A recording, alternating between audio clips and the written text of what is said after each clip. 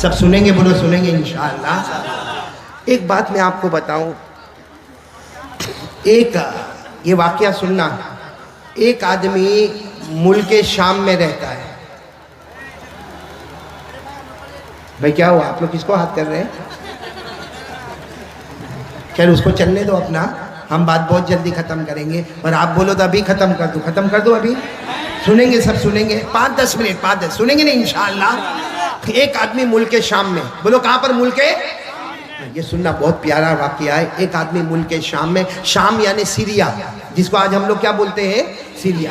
اس زمانے میں ایک آدمی ملک شام میں اتنا نقصان، کاروبار کا اتنا نقصان، اور قرضے میں اتنا ڈوبا کہ کھانے کے لالے پڑ گئے۔ لوگوں کو قرضہ کہاں سے چکائے؟ کہاں پر رہنے والا وہ آدمی؟ ملک شام میں، سیریا میں رہنے والا۔ وہ سفر کر کے مدینہ آیا۔ اس وقت مدینے میں امیر المومنین، خلیفۃ المسلمین حضرت ابو بکر رضی اللہ تعالیٰ عنہ۔ بولو کون ہے امیر؟ کون ہے؟ حضرت۔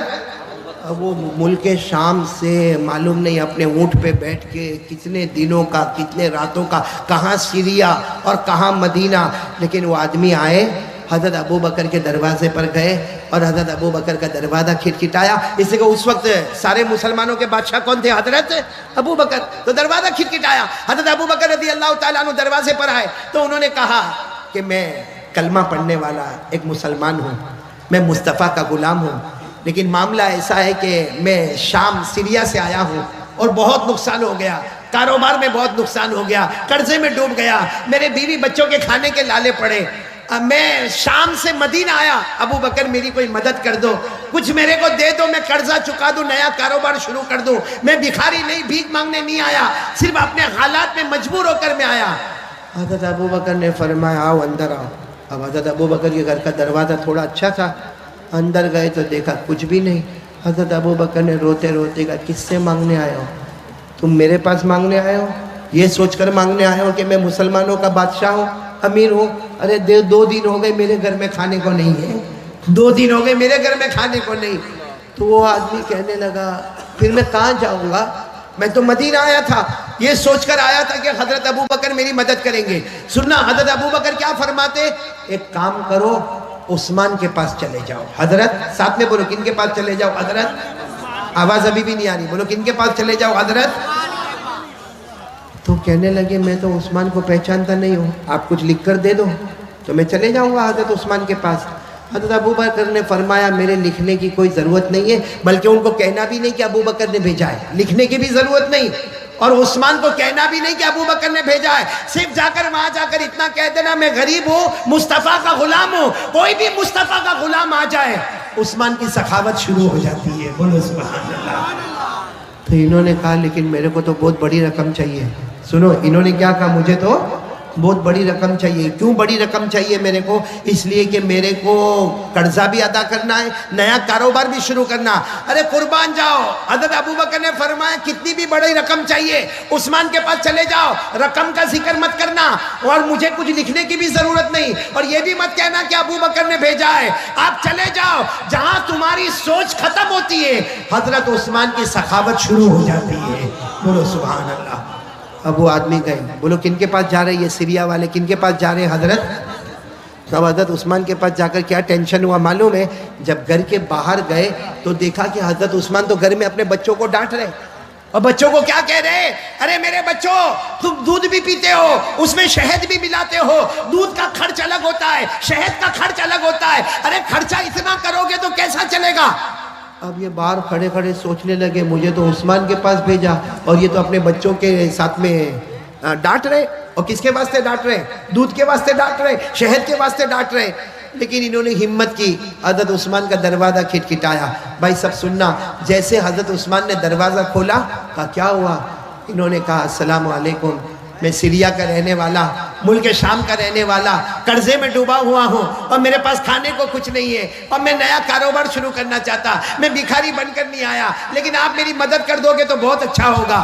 حضرت عثمان نے کہا آؤ میرے گھر میں آؤ، گھر میں بٹھایا، اور بٹھانے کے بعد کہا اپنے بیٹے کو کہا، ارے ایک بیٹے کو کہا ذرا دودھ کا پیالہ لے کر آؤ، دوسرے بیٹے کو کہا شہد لے کر آؤ، تیسرے بیٹے کو کہا کہ کھجور لے کر آؤ۔ یہ سوچنے لگے کہ اپنے بیٹے کو ڈانٹ رہے تھے، میرے کو دودھ بھی پلا رہے، شہد بھی دے رہے اور کھجور بھی دے رہے۔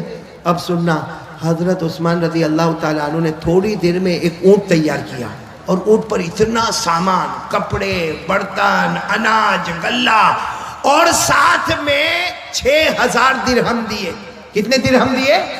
تو ان کی زبان سے نکلا کہ میرے کو تو 3000 کی ضرورت تھی، 3000 دینار کی ضرورت تھی، آپ نے تو 6000 دینار دے دیے۔ تو حضرت عثمان نے کہا جاؤ لے کر جاؤ، آئندہ ضرورت پڑے تو واپس عثمان کے پاس آ جانا۔ اب مجھے جو بات بتانی وہ سنو، میں نے یہ واقعہ کیوں سنایا؟ جب وہ جانے لگے تو حضرت عثمان نے کہا کہ جا رہے ہو؟ تو انہوں نے کہا بہت بہت شکریہ، میرے کو تو مل گیا، کپڑے بھی مل گئے، برتن بھی مل گیا، اناج بھی مل گیا، سواری بھی مل گئی، اور میرے کو 6000 دینار بھی مل گئے، میرے کو تو سب مل گیا، میں جا رہا ہوں، اور آپ کا بہت بہت شکریہ۔ تو حضرت عثمان کہتے میرا شکریہ مت ادا کرو، ابو بکر کا شکریہ ادا کرو جنہوں نے تمہیں یہاں بھیجا ہے۔ تو انہوں نے کہا میں نے تو آپ کو کہا بھی نہیں کہ حضرت ابو بکر نے بھیجا ہے، آپ کو کیسے معلوم؟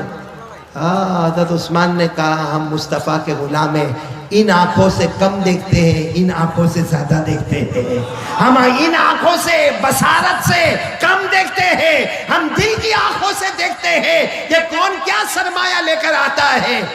خیر، اچھا میرے کو بتاؤ ایسی سخاوت آج کوئی کرے؟ ارے بولو نا، ہمارے کھڑائی میں کوئی کرے؟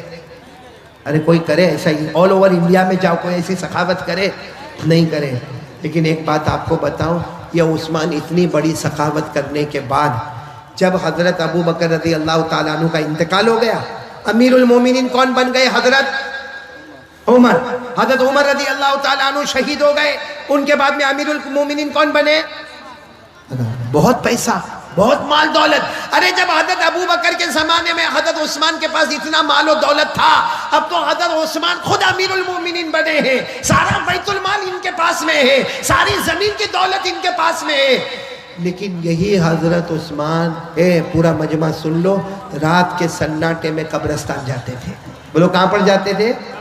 اور جا کے اتنا روتے تھے، آپ کی داڑھی مبارک سے آنسو کے قطرے ٹپکتے تھے۔ اور ایک دن نہیں، ہر رات کو جب پورے مدینے میں سناٹا ہو گیا، حضرت عثمان چپ چاپ اپنے گھر سے نکلتے، قبرستان جاتے، اور قبرستان میں داخل ہو کر اتنا روتے کہ آپ کی داڑھی مبارک سے آنسو کے قطرے ٹپکتے۔ ایک مرتبہ تو کسی نے قبرستان میں ان کو پوچھا کہ عثمان آپ کے سامنے جنت کا تذکیر آتا ہے، آپ اتنا نہیں روتے؟ آپ کے سامنے جہنم کا ہولناک آتا ہے، آپ اتنا نہیں روتے، لیکن قبرستان میں آ کے آپ کیوں روتے؟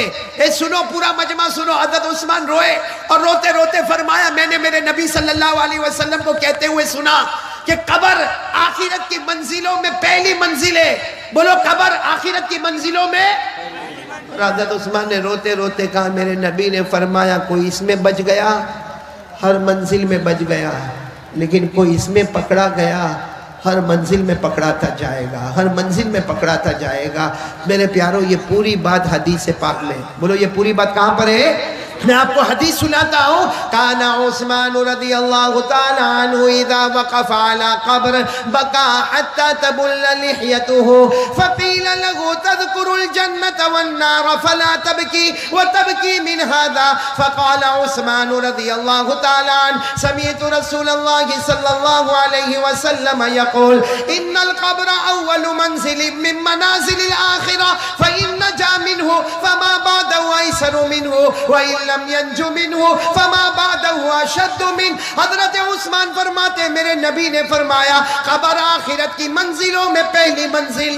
پورا مجمع بولے جو اس میں بچ گیا، بولو جو اس میں بچ گیا وہ قیامت کی ہر منزل میں، اور جو اس میں پکڑا گیا۔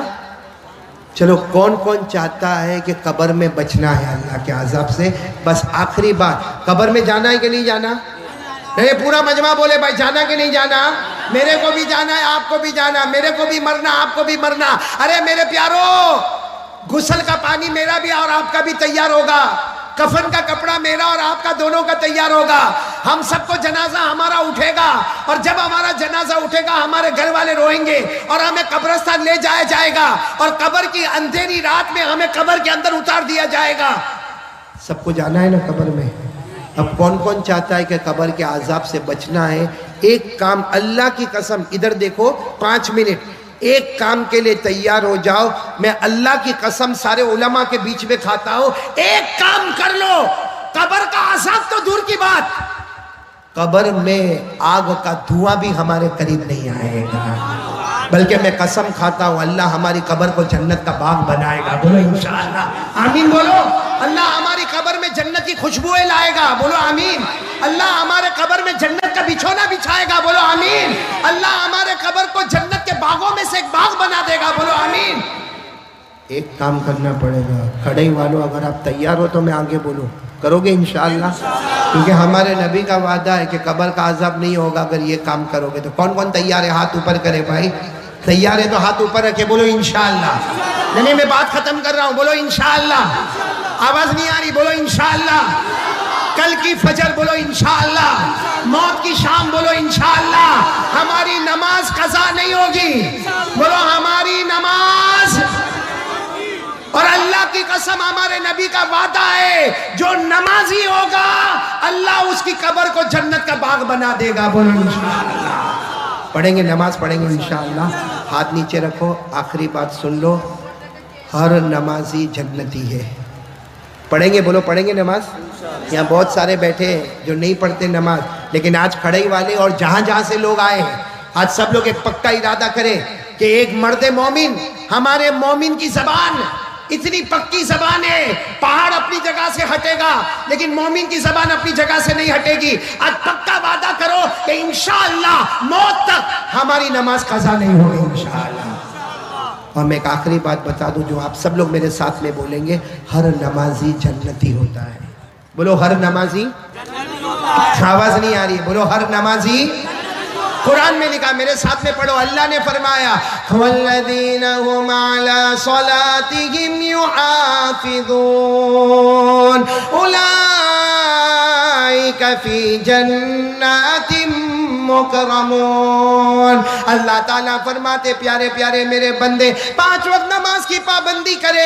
اللہ فرماتا تم زمین پہ نماز پڑھتے جاؤ گے, آسمانوں پہ جنت کے فیصلے ہوتے جائیں گے. پھر بولو ہر نمازی. اب ساتھ میں یہ بھی بول دو, بے نمازی. اللہ میری اور آپ کی حفاظت فرمائے. پڑھیں گے نا نماز, پڑھیں گے نا انشاءاللہ. آپ کو معلوم ہے بے نمازی کو جو جہنم میں ڈالیں گے نا, میں نے پہلے بھی کلکتہ میں سنایا تھا, سب سے خطرناک جہنم میں بے نمازی جائے گا. ایک کھڑے والوں سنو, جس جہنم میں ابو جہل جائے گا, جس جہنم میں قارون جائے گا, جس جہنم میں فرعون جائے گا, جس جہنم میں حامان جائے گا, ہمارے نبی فرماتے اللہ کی قسم میری امت کا بے نمازی بھی اسی جہنم میں جائے گا. اس لیے میرے پیاروں سب لوگ ارادہ کرو, نماز پڑھیں گے نہیں انشاءاللہ.